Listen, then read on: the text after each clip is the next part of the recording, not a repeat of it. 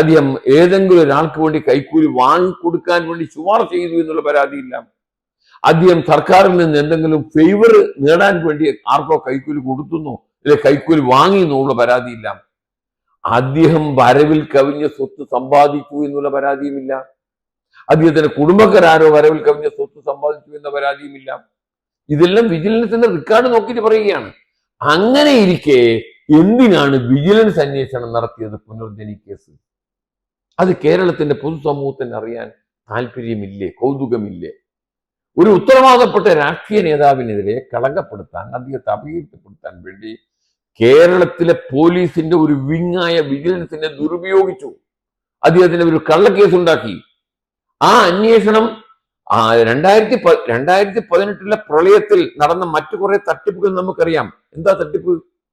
പ്രളയ ഫണ്ട് മുക്കിയ ട്രഷറി ഉദ്യോഗസ്ഥന്മാർ ഇന്നും മാന്യന്മാരാണ്. അത് മാർക്സിസ്റ്റ് പാർട്ടിയുടെ യൂണിയനിൽപ്പെട്ട ഉന്നത അധികാരത്തിലിരിക്കുന്ന ആളുകൾ അവരെ വലിയ കേസെടുത്തിട്ട് ഇന്നും കുറ്റപത്രം കൊടുക്കാൻ കഴിഞ്ഞിട്ടില്ല. മാത്രമല്ല 2018 പ്രളയത്തിന് ശേഷം UAE റെഡ് ക്രിസന്റ് എന്ന് പറയുന്ന ഒരു സംഘടന, ഗവൺമെന്റിന്റെ സംഘടന, കേരള ഗവൺമെന്റ് പണം കൊടുത്തു, റിലീഫായിട്ട് കൊടുത്തു. ആ പണം കൈപ്പറ്റിയത് ആരാണ്? സന്തോഷ് ഈപ്പൻ എന്ന് പറയുന്നൊരു സ്വകാര്യ വ്യക്തിയാണ്. ആ വ്യക്തിയുടെ കയ്യിലേക്ക് എങ്ങനെ പണം എത്തി?